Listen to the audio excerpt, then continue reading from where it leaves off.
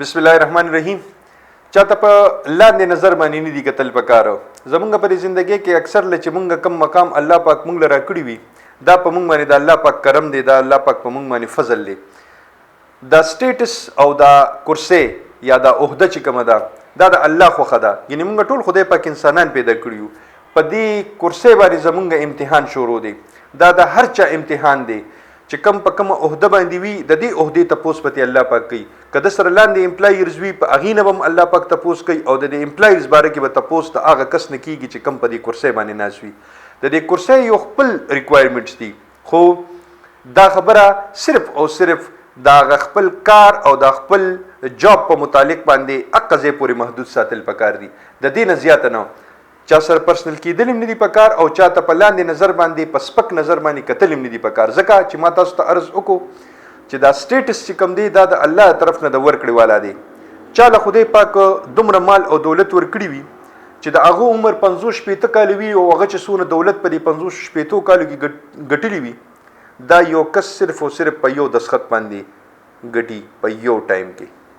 نو موږ به اوس دا سوچ کوو چې مثال په تور باندې موږ راټوله ژوندګي برباد کړه. نه، دا د الله پاک تقسیم دی.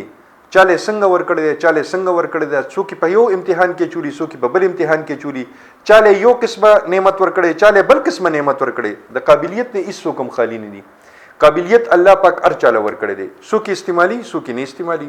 چا په دراز کې بند اخی دی یا په الماری کې بند کړی دی او کونډې وتا چولې ده، او څوک هغه قابلیت نه لګ لګم استعمالي او هغه باندې ځان خپل منزلونه اساني او هغه منزلونو ته ځان رسي. دا کرسي او دا سټیټس دا د هر انسان په خپل لاس کې دی. که حاصلولي غواړي نو په اسانه باندې حاصلولي شي، خو د دې لپاره مهنت او خواري ده. دا خواري او مهنت چې کوم دی دا په خپل فیلډ کې ده چې سړی په خپل فیلډ کې مهنت او خواري کوي. الله پاک بدله خدای یو ځل بوله الله پاک دا مقور کوي، دا عہده بوله ور کوي. تاسو دا چې سانم زمونږه د دې هیستوري والا کسان دي او مونږ ورته زمونږ هیروز ورته مونږ وایو، تاسو د دې پر ژوندۍ باندې نظر واچوي. دی له الله پاک دا مقام هم سټپ بای سټپ پر کامیابی باندې ورکړی دی. قائد اعظم ته وګورئ، ګاندھی ته وګورئ، دواړو د یو شان موومېنټس وو. ګاندھی کوم ځای کې دی او قائد اعظم کوم ځای کې دی. د دواړو له الله پاک یو مقام ورکړو، دواړو باندې سختي تیری شوې دي. د باچا خان ژوندۍ ته وګورئ، د باچا خان په ژوندۍ کې څونه سختي راغلي دي، خو نن ول خدای پاک مقام ورکړی دی.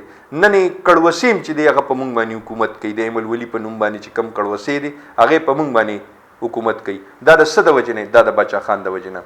د باچا خان د فکر نه او د باچا خان د فلسفې نه ډیر خلک متاثر شوي دي او تر د اوسه پورې متاثر دي.